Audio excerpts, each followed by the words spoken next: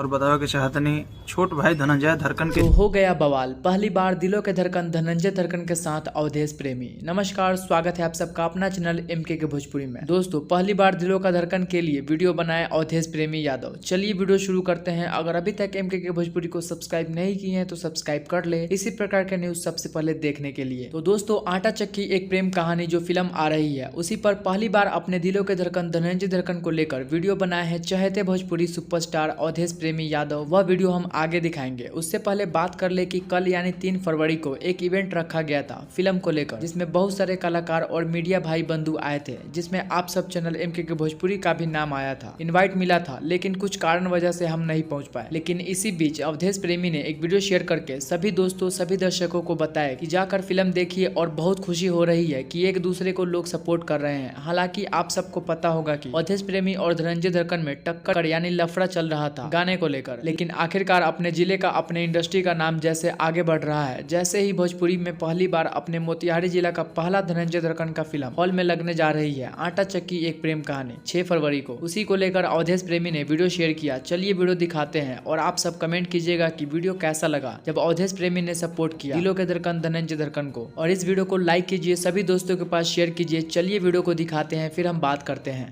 नमस्ते प्रणाम, हम अवधेश प्रेमी यादव आप सबको गोर छू को लगातनी और बतावे के चाहतनी छोट भाई धनंजय धड़कन के एगो फिल्म 6 फरवरी के रिलीज हो रहा बाटे आटा चक्की प्रेम कहानी।